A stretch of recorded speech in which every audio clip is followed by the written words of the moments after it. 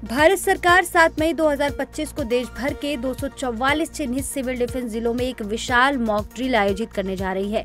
इसका उद्देश्य जांचना है कि जंग जैसे हालात जैसे कि मिसाइल हमले या हवाई हमलों के दौरान आम जनता कितनी जल्दी और असरदार तरीके से प्रतिक्रिया दे सकती है। इस मॉक ड्रिल में असल हालात जैसे दृश्य पेश किए जाएंगे, हवाई हमले के सायरन बजेंगे, शहरों की बिजली बंद की जाएगी, आम लोग शरण लेने का अभ्यास करेंगे और आपातकालीन सेवाएं तुरंत हरकत में आएगी। पहलगाम आतंकी हमले के बाद भारत और पाकिस्तान के संबंधों में बढ़ते तनाव के बीच संयुक्त राष्ट्र सुरक्षा परिषद ने 5 मई को बैठक की। इस बैठक का आयोजन पाकिस्तान के अनुरोध पर कराया गया, लेकिन इस बैठक में भी पाकिस्तान की ही बेइज्जती हुई और कोई ठोस समाधान नहीं निकला।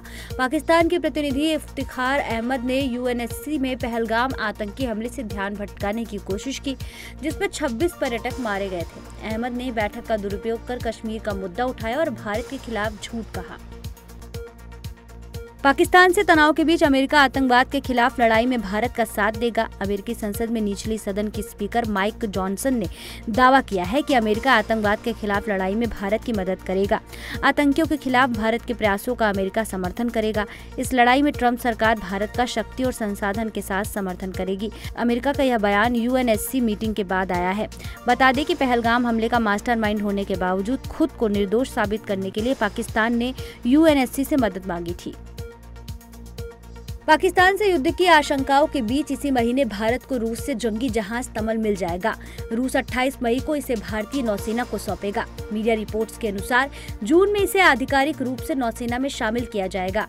ये जंगी जहाज ब्रह्मोस मिसाइल से लैस होगा, जो रडार की पकड़ में भी नहीं आएगा। 200 से ज्यादा भारतीय नौसैनिकों को इस युद्धपोत के संचालन और तकनीकी प्रणाली के लिए रूस में ट्रेनिंग दी गई है। पाकिस्तानी सेना सीमा पार से अपनी नापाक हरकत को अंजाम दे रही है। पाकिस्तान ने लगातार 12वीं बार 6 मई की रात एलओसी पर सीज फायर का उल्लंघन किया है।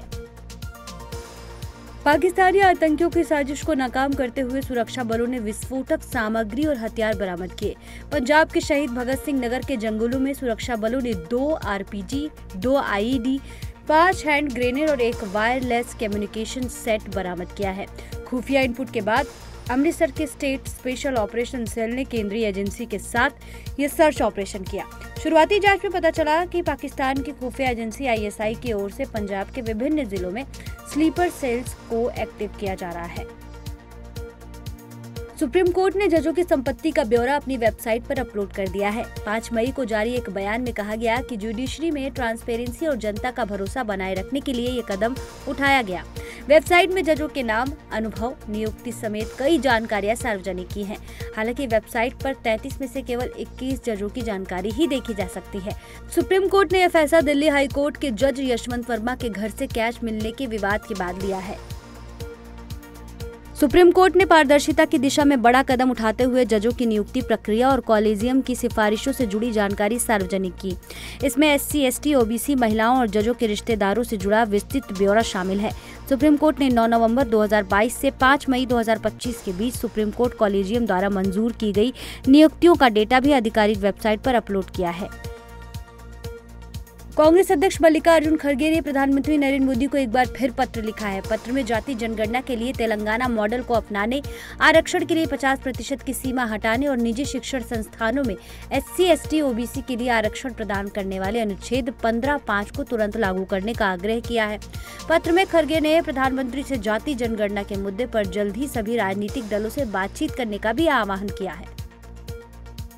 दिल्ली के सार्वजनिक स्थानों को साफ सुथरा बनाने के लिए एमसीडी ने 20 दिन के स्वच्छता अभियान की शुरुआत की है। दिल्ली की सीएम रेखा गुप्ता भी इस अभियान में शामिल हुई। उन्होंने कनॉट प्लेस स्थित हनुमान मंदिर परिसर में सफाई की। इस दौरान दिल्ली सीएम रेखा गुप्ता ने सड़क पर आने और स्वच्छता को बढ़ावा देने का आग्रह किया। इस अभियान की शुरुआत 3 मई से हुई थी। मणिपुर के इम्फाल ईस्ट, काकचिंग और थौबल जिलों से विभिन्न प्रतिबंधित संगठनों से जुड़े 11 उग्रवादियों को गिरफ्तार किया गया है। पुलिस ने आज ये जानकारी दी है। एक वरिष्ठ अधिकारी ने बताया कि ये सभी गिरफ्तारियां बीते दिन की गई हैं। प्रतिबंधित कांगलीपाक कम्युनिस्ट पार्टी के 4 सदस्यों को इम्फाल ईस्ट जिले के मंत्री पोखरी फ्रेंच कॉलोनी से गिरफ्तार किया गया है। पुलिस ने बताया कि वे घाटी क्षेत्र में विभिन्न स्थानों पर हथगोले रखकर आम जनता को धमकाने की घटनाओं में शामिल थे। प्रवर्तन निदेशालय की टीम पश्चिम बंगाल की राजधानी कोलकाता में छापेमारी कर रही है। एनआरआई कोटे के तहत निजी मेडिकल कॉलेजेस में दाखिले में अनियमितताओं की जांच के सिलसिले में कार्रवाई की। ईडी ने आज कोलकाता और उसके आसपास के 5 स्थानों पर दबिश दी। ईडी के अधिकारियों ने शहर के दक्षिणी हिस्से में बल्लीगंज इलाके और पूर्वी महानगर के बाहरी इलाके न्यू टाउन में एक साथ छापेमारी शुरू की। मुंबई नदी सफाई प्रोजेक्ट से जुड़े कथित भ्रष्टाचार मामले में मुंबई पुलिस ने पहली एफआईआर दर्ज की है। इस केस में एसआईटी की जांच के आधार पर 55 करोड़ रुपए की धोखाधड़ी का मामला दर्ज किया है। 6 मई की सुबह से मुंबई में 8 से 9 जगहों पर छापेमारी हो रही है, जिनमें ठेकेदारों और बीएमसी अधिकारियों के दफ्तर और घर शामिल है। एफआईआर में 5 ठेकेदारों और 3 बीएमसी अधिकारियों के नाम है, जिन पर फर्जी एमओयू साइन करने और गड़बड़ियों में शामिल होने के आरोप है।